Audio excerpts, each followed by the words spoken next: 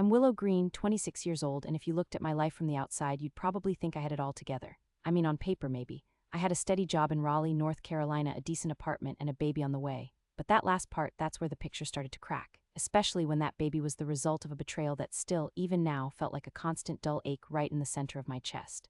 Most days, I felt like I was running on fumes.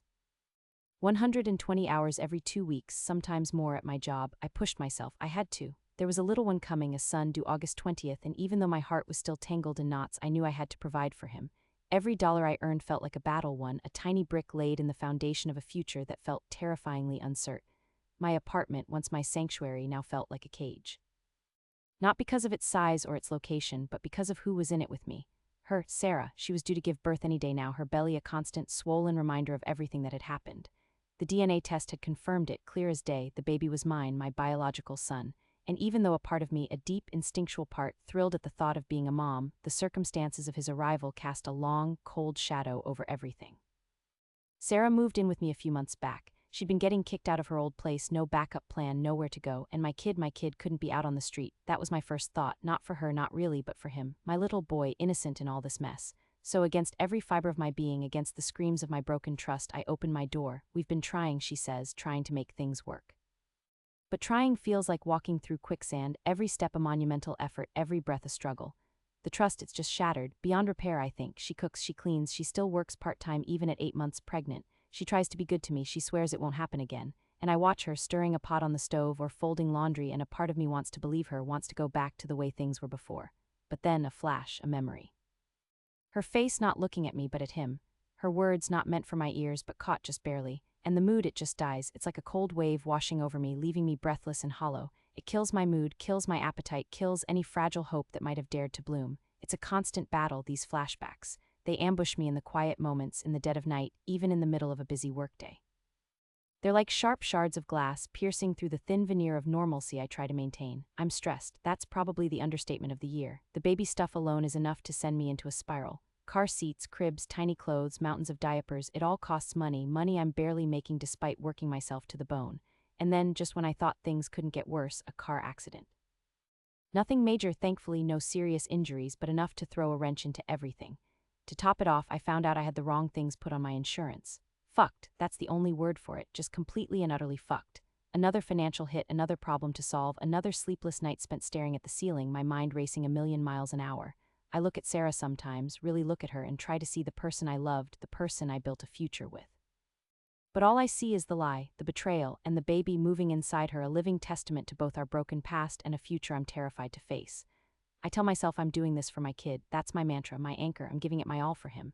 He deserves a stable home, a mother who puts him first, even if that means swallowing down the bitter pill of my own heartbreak every single day. But swallowing it down doesn't mean it disappears. It festers. It simmers. And the more I try to ignore it, the more it pushes back. I find myself observing Sarah more, not with affection, but with a detached sort of scrutiny. I notice the way she smiles, the way she avoids eye contact when certain topics come up, the slight shift in her tone. Little things, insignificant to anyone else perhaps, but to me they're echoes of the past, whispers of the lies that led us here. I've become an expert at reading between the lines, at sensing the unspoken. It's an exhausting skill born of pain and mistrust. I spend hours researching online, not about baby care, but about legal options, about rights, about how much leverage I truly have in this situation. Because the truth is, while I say I'm doing this for my kid, there's a part of me, a small, dark, and growing part that wants something else too, something for myself, something to soothe the raw wound that never seems to heal. I don't know what that looks like yet. I don't know what I'm capable of. But the thought, the idea, it's there. A tiny spark in the darkness of my resentment, a flicker of power in a life that feels completely out of my control. I just need to figure out how to fan it into a flame. The hum of my laptop was a constant companion, a white noise against the thrum of anxiety that had taken root in my chest months ago and now blossomed into a full-blown internal tremor. I'm Willow Greene, 26 years old, and my world, once a neatly organized series of code lines and late-night debugging sessions, had become a chaotic script I couldn't seem to debug. I worked as a software developer for a startup here in Raleigh, North Carolina, and my hours, they weren't just long, they were legendary. 120-plus hours every 2 weeks wasn't unusual for me, especially now. Every line of code, every bug fix, every late-night commit was for the tiny human currently taking up residence in Maya's expanding belly. Maya, just her name, was a jumble of emotions I hadn't quite sorted through. Love, sure, a ghost of it, a memory of what we were, but beneath that, a thick, sticky layer of betrayal. She was due on August 20th, and the calendar on my phone seemed to glow with an ominous countdown. 8 months pregnant, and she was now a permanent fixture in my small two-bedroom apartment, an arrangement born not of renewed affection but of necessity. Her landlord had given her the boot, and with a baby on the way, I couldn't stand the thought of our child, my child, possibly being born into homelessness. It wasn't about Maya anymore, it was about the life inside her, the one I'd dreamt of for so long. The apartment was quiet now, save for the rhythmic rise and fall of Maya's breathing from the bedroom. She'd gone to bed early, exhausted. She still worked part-time, even at 8 months, and she did her best to cook and clean. She really did. There were days, brief, fleeting moments when it felt almost normal. She'd bring me a cup of tea while I was hunched over my keyboard, or leave a warm plate of dinner on my desk. Her efforts were a quiet apology, a constant plea for forgiveness she couldn't voice without reopening old wounds, and sometimes I almost believed her. Almost, but then out of nowhere it would hit me, a memory sharp and visceral like a shard of glass in my mind, the casual comment from a mutual friend about seeing Maya out with someone else late at night a few months back. My gut had twisted then, a cold dread seeping into my bones. Maya had brushed it off, a quick, dismissive wave of her hand. Just a friend, she'd said, too quickly, too easily. I'd wanted to believe her so badly. We were trying for a baby, meticulously planning our future with a sperm donor, building a life together. Why would she jeopardize all of that? The answer, I learned, was simpler and far more devastating than any complicated logic I could conjure. He wasn't just a friend, he was more. I found the texts, the hidden calls, the hushed conversations. My world, which I had carefully constructed on a foundation of trust and shared dreams, crumbled around me. The worst part, she was already pregnant. My immediate gut-wrenching fear was that the baby wasn't from the donor we'd painstakingly chosen, the one whose genetic profile we'd matched to ours, the one who was supposed to complete our family. The thought that she might have been carrying another man's child while still claiming it was ours was a poison that seeped into every cell of my body.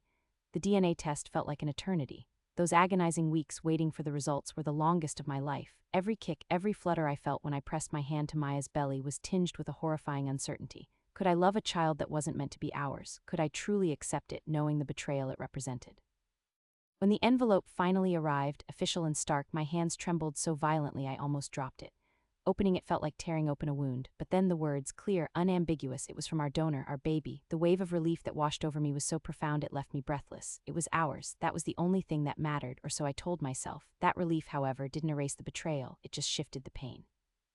Now it wasn't about the baby's paternity, it was about Maya's choices, her reckless disregard for our bond, for the sanctity of our shared future. She'd sworn it wouldn't happen again. Please, Willow, she'd pleaded, her eyes wide and tearful. I messed up, I know I did, but I swear on our baby it will never happen again. Her words, once so easily believed, now felt hollow, echoing in the cavern of my broken trust. I still struggled, badly. Once in a while a flashback would hit me, a fleeting image of her phone screen, a snippet of a text, the casual way she dismissed my initial suspicions. It would kill my mood, leaving me irritable and distant. My colleagues, bless their oblivious hearts, thought I was just stressed from work and the impending arrival. They weren't wrong, exactly. The recent car accident certainly didn't help. Some mishap with my insurance, the wrong things put on, and now I was dealing with a mess of paperwork and repair bills on top of everything else. It felt like the universe was conspiring to heap every possible burden onto my shoulders. But I kept going. I had to. I looked at the little bassinet set up in the corner of the guest room, now designated the nursery, and imagined a tiny, squalling bundle taking up residence there. Baby clothes, impossibly small, were folded in neat piles. Diapers, bottles, everything was expensive, and I was the one footing the bill, working myself to the bone. I wanted to say with every fiber of my being that I gave it my all for my kid, my son. He was due soon, and despite everything, a fierce, protective love for him was the one unwavering thing in my chaotic world. It was a love that transcended betrayal, a love that forced me to keep one foot in front of the other, even when every instinct screamed at me to run. But running wasn't an option, not anymore. I was tied to Maya and by extension to the raw, festering wound of her infidelity by the strongest, most undeniable bond imaginable, our child. I remember the exact moment the floor fell out from under me. It wasn't a sudden drop, more like the slow, agonizing tilt of a ship taking on water until finally the world just capsized. Before all this, my life in Raleigh, North Carolina, felt as predictable and comforting as a warm summer evening. I'm Willow, 26 years old, and up until a few months ago I thought I had it all figured out. Mark and I had been together for 5 years.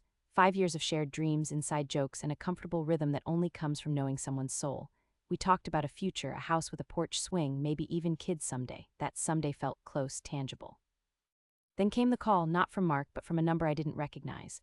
A woman's voice, tight with a strange mix of bravado and desperation, informed me she was pregnant with Mark's baby. My world didn't just capsize, it splintered into a million sharp, jagged pieces. I confronted Mark, of course. He looked like a cornered animal, all wide eyes and stammering apologies. He admitted it. A one-night stand, he swore, a mistake. But mistakes, I quickly learned, could grow inside another woman and announce their presence with a DNA test and a due date. The DNA test came back a few weeks later. Positive. The world had officially confirmed its cruel joke. Mark was suddenly consumed with doing the right thing. Not the right thing by me, mind you, but the right thing by the baby. As if my heart wasn't bleeding out on the floorboards, he was worried about the sanctity of a child conceived in betrayal. Then the other shoe dropped. Tiffany, the woman carrying his child, was getting kicked out of her apartment. No backup plan, nowhere to go. Noble Mark, couldn't let his child, his son, be on the streets, so he invited her to move in, not with me, thankfully. He had the decency to know that would be a bridge too far, even for my fractured patience. But she moved into his small, two-bedroom place just across town, a place I had helped him decorate, a place I had spent countless nights in, dreaming of our future. Now it was her sanctuary. I kept my own apartment, a small oasis of sanity, but my life became a revolving door of Mark's guilt-ridden visits and his updates about Tiffany. She's 8 months now, Willow. She's due August 20th. Every word was a fresh cut. He said they were trying to make things work for the kid. I saw the exhaustion in his eyes, the stress of working endless hours to cover rent for 2 places, plus the mounting costs of baby gear. He looked utterly broken, and a part of me, a tiny, foolish part, still felt for him. But the larger part, the part that was screaming in silent agony, hated him for putting me through this. My own life became a blurry nightmare. Sleep offered no escape. My dreams were a cruel loop of Mark's face, Tiffany's bloated belly, and the constant, dull ache in my chest. I'd wake up in a cold sweat, flashbacks of the phone call, of Mark's confession, hitting me like a physical blow. The trust I had placed in him, the foundation of our entire relationship, had been obliterated. It wasn't just chipped or cracked, it was gone, reduced to dust. And yet I couldn't completely cut him off. He was still the Mark I had loved, buried beneath layers of deceit and newfound responsibility. He'd come over looking haggard, telling me how Tiffany cooked and cleaned for him, how she swore it would never happen again. He actually believed her, or he was desperate to. I hated the way he talked about her being pretty good to him, as if that erased the pain she had caused, the life she had disrupted, as if her domestic acts somehow atoned for the betrayal, and I hated myself for listening, for letting him paint this picture of domestic bliss, even as it twisted the knife in my gut. He was struggling, I knew. He had even gotten into a car accident, and between the insurance mess and the baby expenses, he was working over 120 hours every 2 weeks. He looked like a ghost, hollow-eyed and perpetually stressed. I watched him, this man I had once envisioned building a life with, now stretched thin between a woman who had stolen my future and a child that was the living embodiment of his infidelity. My friends tried to pull me out of it. "He's not worth it, Willow," they'd say, their voices laced with pity. Pity was a bitter taste. I didn't want pity. I wanted my life back. I wanted the Mark who hadn't betrayed me. But that Mark was gone, replaced by a man drowning in consequences, dragging me down with him. I saw how people looked at me, too. A quiet sympathy, an unspoken understanding of the poor girl whose boyfriend cheated. It was like I had a scarlet letter sewn onto my chest, except instead of A for adulterer, it was V for victim. And I hated it. I hated feeling weak, helpless, like my future was entirely dictated by Mark's choices and Tiffany's presence. I tried to focus on my work, but even that felt hollow. My job as a graphic designer, usually a source of creative outlet and pride, became just a means to pay bills. My apartment, once a haven, now felt like a lonely cave. I spent hours staring at the ceiling, replaying conversations, dissecting every glance, every touch from Mark, searching for clues I must have missed, signs of the impending catastrophe. It was a pointless exercise, a form of self-torture. The closest I came to peace was when I was alone, truly alone, and could let the anger wash over me. It was a potent, dangerous emotion, but it was also a shield. It was the only thing that made me feel strong, not broken. I found myself thinking about her more and more. What kind of person did this? What kind of person moved in with a man she'd had a one-night stand with, knowing he had a long-term girlfriend? She hadn't just had an affair, she had actively, knowingly participated in the destruction of a relationship. The anger simmered beneath the surface, a low, persistent hum. It wasn't the explosive kind, not yet. It was a cold, calculating anger, the kind that makes you think, makes you plan. I wasn't sure what I was planning for exactly, but the idea of just letting this go, of shrinking into the role of the heartbroken ex, felt like a slow death. Every time Mark mentioned Tiffany, every time he talked about his son, a new brick was laid in the foundation of my resolve. He was so focused on his newfound paternal duties, on Tiffany's comfort, on making amends for his own mistakes, that he completely overlooked the crater he had left in my life. He saw my sadness, he saw my hurt, but he didn't see the simmering resentment, the growing desire for something more than just survival. He'd detail me about Tiffany's cravings, her nesting habits, her complaints about swollen ankles. He'd even show me pictures of the nursery, painted a soft blue with a tiny crib he'd assembled himself. Each photo was a punch to the gut. This was the life I had wanted, a family, a home, and it was happening, just not with me. It was happening because of me, because I had loved him, because I had trusted him, and in that trust I had been utterly dismantled. The baby was due in a little over a month. August 20th, that date loomed large, a terrifying milestone. Once that baby was born, Tiffany would be even more entrenched in Mark's life in our lives. The abstract betrayal would become a crying, breathing reality, a constant, undeniable presence. I knew then that I couldn't just sit back and watch it happen. I couldn't just be the collateral damage. Something had to give, something had to change, and for the first time in months I felt a faint flicker of control. It was a small spark, but it was there, fueled by the cold fire of my quiet rage. I wasn't sure what my revenge would look like or how I would even begin to enact it, but I knew with a certainty that chilled me to the bone that it was coming. I was tired of being the victim. It was time for Willow to become something else entirely. Something formidable. The tears had run dry. All that was left was a steely resolve. I would not be forgotten. I would not be dismissed. And they would certainly not get away with this, not with me. The morning sun, even through the faded curtains of his spare room, felt like an interrogation light. Every creak of the old house was a judgment, every hushed conversation on the phone a secret accusation. I'm Willow Greene. 26 years old and currently living proof that one bad decision could unravel your entire life, string by painful string. Raleigh, North Carolina used to feel like home, a place of opportunity and fresh starts. Now it felt like a cage. I ran a hand over my swollen belly, the 9-pound bowling ball I carried due any day now. 8 months pregnant and confined to the guest bedroom in Michael's house, the man whose heart I had shattered, the man who was now begrudgingly providing me shelter. It was a humiliating irony, one that twisted in my gut more than the baby kicking. He was trying, I knew, trying for the sake of our child, for the tiny person whose paternity had been confirmed by a sterile lab test. But trying and forgiving were two vastly different things. My days were a monotonous cycle of silence and subtle tension. I'd wake before Michael, tiptoeing to the kitchen to make coffee, careful not to disturb the fragile peace. I cooked, I cleaned, I tried to make myself indispensable, hoping each scrub of the counter or folded piece of laundry would somehow erase the stain of my mistake. I even kept up my part-time job at the local bookstore, despite my growing size and the constant fatigue. Anything to contribute, anything to show him I wasn't a complete burden, that I was trying to earn my keep in this purgatory we now inhabited. But the silence was the heaviest thing. We spoke, of course, about practicalities, doctor's appointments, baby clothes, what he needed from the grocery store. But the easy laughter, the shared dreams, the comfortable silences that had once bound us together, they were gone, replaced by a chasm filled with unspoken resentments and the ghost of a betrayal. Sometimes I'd catch his eye across the dinner table, and in their depths I'd see it. A flash of pain, a flicker of distrust, a question that hung perpetually in the air. Why? And sometimes that question echoed in my own mind. Why had I done it? It was a blur, a moment of weakness, a desperate need for something I couldn't quite name, something beyond the predictable comfort Michael offered. I tried to rationalize it 1,000 times to find an excuse, a reason that would make it less ugly, less indefensible. But there was none, just a raw, ugly truth. I had cheated. And now I was paying for it, not just with guilt, but with my freedom, my dignity, and the constant awareness that I was living under a microscope, under constant, unspoken judgment. I missed my old apartment, small and cramped as it was. It had been mine. I could leave dishes in the sink, play music too loud, sprawl on the couch without feeling like an intruder. Here, every movement felt calculated, every breath measured. It was a gilded cage, a prison built of good intentions and simmering resentment. The truth was, I was tired, exhausted from the pregnancy, yes, but more so from the constant performance. The good girlfriend, the repentant sinner, the devoted mother-to-be. I was playing a part, and the effort was draining me dry. I wanted to scream, to lash out, to demand to be seen as more than just the girl who messed up, but I couldn't. Not when Michael was working himself to the bone, pulling 120-plus hours every 2 weeks just to keep us afloat. Not when he was the one taking the financial hit, dealing with car accidents and insurance mishaps, all while I sat here, pregnant and dependent. He said he did it for the kid, and I believed him. He was a good man, perhaps too good for me. That thought stung the most. He was the one trying to make things work, and I was the one who had jeopardized everything.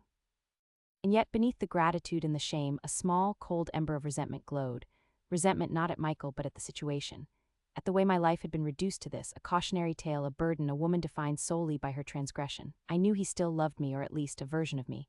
But it was a love shrouded in suspicion, a trust so fragile it might shatter at the slightest tremor. Every time his phone buzzed, I wondered.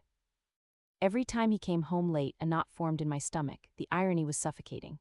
I, the betrayer, was now living with the constant fear of being betrayed myself, by a flicker of doubt in his eyes, by a casual remark from a friend, by the ever-present shadow of my past. The baby was due August 20th. A new life, a clean slate, a chance for redemption, or so I hoped. But how could I offer a clean slate to my child when my own was so stained? How could I teach him about honesty and trust when my own life was built on a foundation of deceit? My problem wasn't just Michael's mistrust, or the financial strain, or even the looming presence of motherhood. My problem was me. It was the crushing weight of my own actions, the feeling of being trapped by my choices, and the desperate yearning to break free from the narrative that now defined me. I wanted to rewrite my story, not just for my son, but for myself. I wanted to prove to Michael, to my friends, to my family, and most importantly to me, that I was more than just a mistake. I was Willow Greene, and I was going to find my way back to myself, no matter the cost. This wasn't just about survival, it was about reclaiming my life piece by painful piece. And in that reclamation, I knew lay my true revenge against the circumstances, against the judgment, and against the woman I used to be. It wouldn't be easy, but I had to try. My son deserved a mother who was whole, not one constantly haunted by her past. And I too deserved a life lived with honesty and dignity, not one shrouded in shame. I'm Willow Greene, 26 years old, and my life, or what I thought was my life, just crumbled into a million pieces right here in Raleigh, North Carolina. I used to think I had it all figured out, a cozy little house, a steady job at the local bookstore, and Mark was everything, or so I thought. Our life together was comfortable, predictable, and I loved him more than I ever thought possible. We talked about forever, about kids, about a future that felt as real as the oak trees lining our street. Turns out some promises are just whispers in the wind. It started, as these things often do, with a gut feeling. A late night, a hushed phone call, a vague excuse about work. Then the subtle scent of a different perfume on his clothes, the way his eyes would dart away when I asked about his day. Usual suspects, really, but I pushed them aside. I wanted to believe him, I needed to believe him. And then the bomb dropped, not a quiet explosion, but a seismic shockwave that ripped through the very foundation of my world. He told me, or rather it was forced out of him. A woman, a coworker, was pregnant. My Mark, the man I shared my bed and my life with, had cheated. And now there was a baby, not our baby, not the one we dreamed of, but his baby with her. The air left my lungs. I remember standing in our living room, the one we'd picked out paint colors for together, and the world just tilted. It felt like a bad dream, one of those where you try to scream but no sound comes out. The woman's name was Amber, and she wasn't going away. Her belly grew, a constant, undeniable monument to his betrayal. The hardest part, the gut-wrenching confirmation, came with the DNA test. For a fleeting, desperate moment, I hoped it wouldn't be his. That this nightmare would dissolve, proving to be just a cruel misunderstanding. But the results came back. Positive. 100% this baby was Mark's. My heart didn't just break, it shattered into a million irreparable shards. Then another blow. Amber was getting kicked out of her apartment. No backup plan, nowhere to go. Mark, bless his bleeding heart or curse his weakness, couldn't fathom his child being on the street. And by extension, his child's mother. So he made a decision. A decision that pulled the rug out from under any remaining sense of normalcy I might have clung to. He moved her into our house, the house we'd built a life in, the house where I was supposed to feel safe, loved, cherished. Now it was a constant reminder of his infidelity, a shared space with the very person who symbolized the end of my dreams. The initial days were a blur of suppressed screams and fake smiles. How do you share a kitchen with the woman who is carrying your partner's child? How do you pretend to be okay when every glance at her growing belly sends a fresh wave of nausea through you? She seemed contrite, or maybe just desperate. She cooked, she cleaned, she even worked part-time despite being 8 months pregnant. Mark would tell me almost pleadingly, "See, Willow, she's trying, she's actually pretty good to me." Good to him, my blood would boil. What about good to me? What about the wreckage she helped him create in my life? I struggled. God, how I struggled. Every day was a battle against the rising tide of resentment and betrayal. The trust was gone, a phantom limb that ached with every step. Sometimes a memory would flash through my mind, Mark's hand intertwined with mine, his whispered promises, and it would kill my mood, leaving me cold and empty. My chest would tighten, a familiar vice clamping down, making it hard to breathe. The kind of suffocating pain that no amount of deep breathing exercises could ever alleviate. I'd retreat to our bedroom, a sanctuary that no longer felt like one, and stare at the ceiling, wondering how I had gotten here. Why did I stay? That's the question I asked myself 100 times a day. 1,000. Was it for Mark? Was it for the idea of the family we were supposed to have, now irrevocably twisted into this grotesque mockery? Or was it, as Mark put it, for the child? I couldn't allow my kid to possibly be on the street, he'd said. And a part of me, a small, foolish, compassionate part, understood. This innocent baby, due in just a few weeks, deserved a stable home. But at what cost? At the cost of my sanity, my dignity, my very sense of self. The stress was a living thing, a monster under my bed, in my closet, breathing down my neck. It manifested in constant headaches, a knot in my stomach that never loosened, and sleepless nights spent replaying the entire horrifying saga. Mark worked long hours, supposedly to support this new arrangement, bringing in extra cash for baby supplies.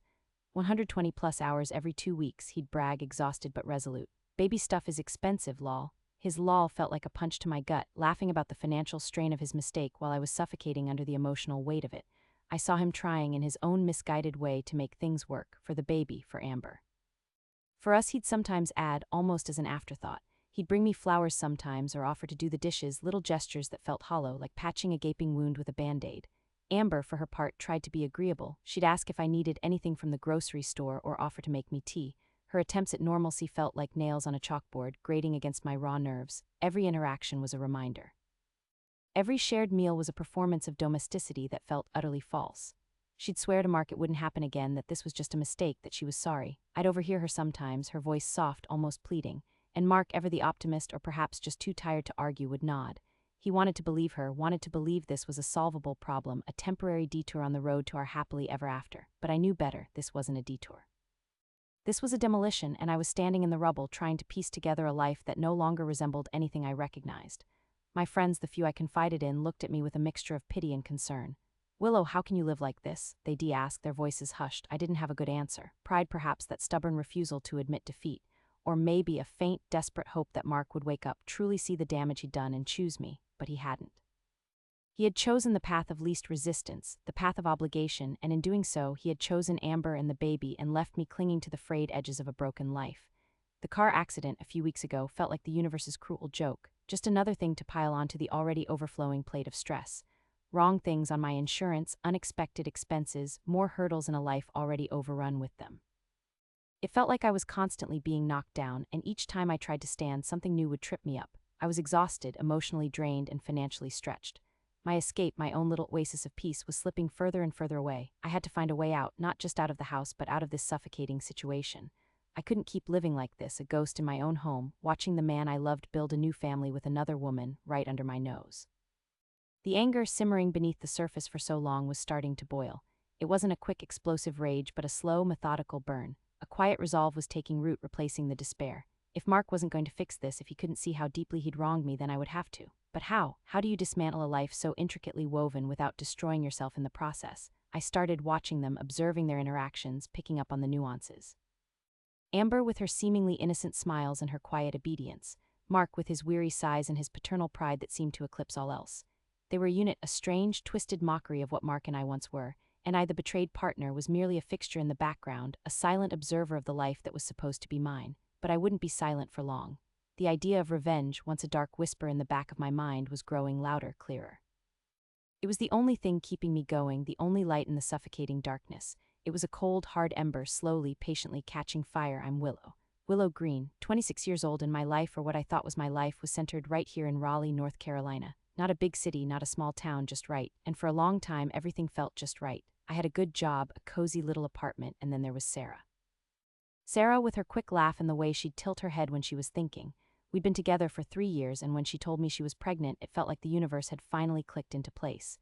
We talked about nurseries, about names, about what kind of parents we'd be. Everything felt like a dream I'd been walking towards my whole life. Then the dream shattered. It wasn't a sudden explosion, more like a slow, creeping crack across the glass. Whispers first from mutual friends.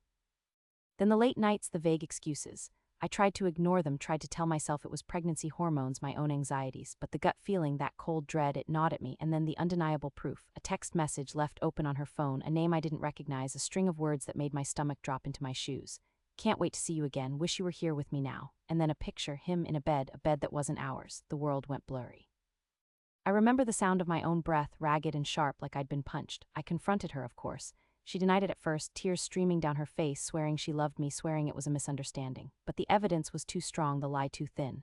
Finally, she broke, confessed to a one-night stand, a mistake, a moment of weakness. And the worst part, she was still pregnant, with my baby, she insisted. The baby we'd planned, the baby I was already so deeply in love with.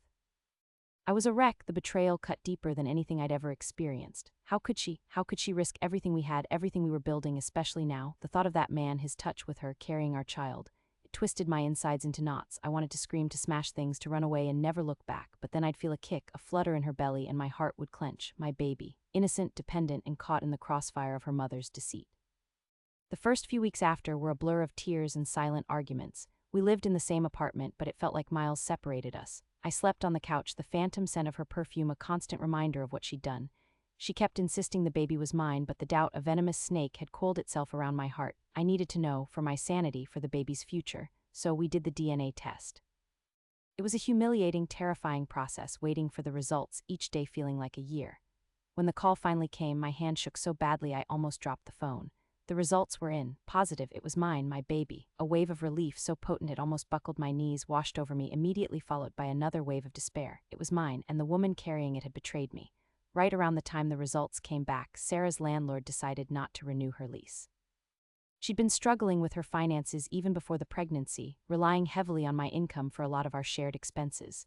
Now, 8 months pregnant with no apartment and no real savings, she was effectively homeless. She looked at me with those wide, desperate eyes, tears welling up, and said, "I don't have anywhere to go, Willow. What about the baby?" My heart ached. Not for her, not really, but for the tiny life inside her. I couldn't stand the thought of my child, my flesh and blood, being born into instability, into a shelter, or worse, onto the streets. It was the hardest decision of my life, but I told her she could move in. Just temporarily, I told myself, until the baby was born, until we figured things out, but deep down I knew it wasn't just temporary. It was an olive branch, extended not out of forgiveness for her, but out of an overwhelming, primal love for my unborn child. She moved in, her boxes piled in the corner of my spare room, a stark reminder of her precarious position and my reluctant generosity. We tried to make it work. She cooked, she cleaned, she even continued her part-time job, waddling around the small cafe, serving lattes with a forced smile. She'd leave me little notes, make me my favorite coffee in the mornings, whisper apologies into my hair when she thought I was asleep. She swore it would never happen again, that she'd changed. That she appreciated everything I was doing. But the trust, once shattered, remained in a million pieces. Every time her phone buzzed, every time she stepped out for groceries, my mind conjured images, scenarios, a constant highlight reel of her betrayal. I'd have flashbacks, vivid and sickening, of that text, that picture, that confession.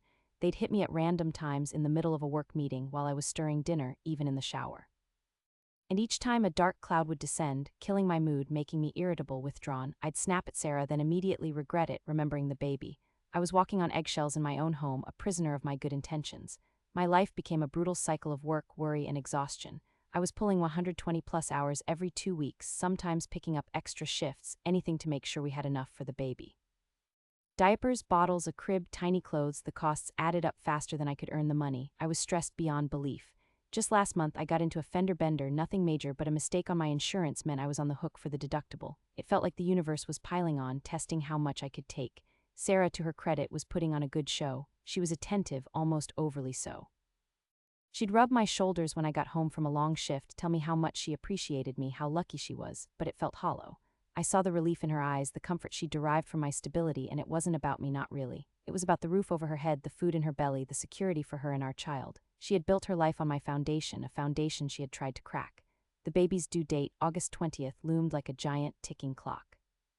Each day brought us closer to a new chapter, but also closer to the truth I had to face. I couldn't live like this, perpetually looking over my shoulder, my heart aching with a wound that refused to heal. I loved my baby more than words could say, and because I loved my baby, I had to ensure its future was not tainted by the toxicity that festered between Sarah and me. My self-sacrifice had to end, not with a bang, but with a quiet, firm reclaiming of my peace. The day came, a humid Raleigh afternoon, when my son finally arrived. He was tiny, perfect, with a head full of dark hair and eyes that stared up at me with such innocent wonder. Holding him, feeling his warmth against my chest, a fierce resolve hardened within me. This little boy deserved a stable home, a parent who was whole, not broken. He deserved to grow up knowing security, not the shadow of betrayal. My revenge wouldn't be about tearing Sarah down, but about building my son's life up, free from her chaos. I waited until we were home a few days after. Sarah was cradling our son, humming softly, the picture of domestic bliss, a scene I had once yearned for, but now it felt like a cruel illusion. I took a deep breath. "Sarah," I said, my voice steady, betraying none of the turmoil inside. She looked up, startled by my tone. "We need to talk about us, about our son's future." I laid it all out, calmly, factually, the constant pain, the shattered trust, the realization that I couldn't truly forgive her, not in a way that would allow us to be a healthy couple. I told her that for our son I would always be his mother and she his other mother, but that our romantic relationship was over, permanently, and with that her living situation here was also over. Her face crumpled. "Willow, no, please, I've been so good, I've changed." "You've been performing good, Sarah," I corrected, my voice still even. "And for our son, I appreciate that you tried, but this isn't about what you want anymore. It's about what's best for him and for me. I can't live in a house haunted by your lies. He deserves a mother who is emotionally present, not consumed by past hurts." I had already spoken to a lawyer, discreetly. I had a co-parenting agreement drafted, outlining custody, visitation, and financial support, generous but firm. I handed her the papers. "This is the agreement. You'll have ample access to him always, but you need to find your own place. I've even found a few apartments in your budget and a program that can help with the deposit." The shock on her face was profound. She'd been so comfortable, so sure that her good behavior had erased her past. She started to cry, real tears this time, not the performative ones from months ago. "You can't just kick me out, not with the baby." "I'm not kicking you out, Sarah," I said, standing my ground. "I'm setting boundaries for my home, for my life, for our son's future. You chose to betray my trust. I chose to protect our child from homelessness. Now I'm choosing to protect myself and my child from a broken relationship. You were given a chance, a comfortable reprieve, and now you'll have to build your own stability just like I'm doing, alone. It was the hardest conversation of my life, but as she packed her bags a few days later, her face pale and defeated, a profound sense of peace settled over me. She had been given a lifeline, and she had mistaken it for a second chance at a free ride. My revenge wasn't about her suffering, but about my liberation. Now it's just me and my beautiful boy. My apartment feels lighter, cleaner, free of the oppressive weight of deceit. My days are still long, still full of work and the joyous exhaustion of new motherhood, but the constant knot of anxiety in my stomach has loosened. I'm still Willow, but a stronger, clearer version of myself. My son is my world, and protecting him, truly protecting him, means protecting my own peace. Sarah sends texts, sometimes calls, but her visits are structured, supervised, and brief. She lost the easy life, the comfort, the illusion of our family. I lost a partner, but I gained my sanity, my control, and the unburdened joy of raising my son. And in that, I found my quiet, profound victory.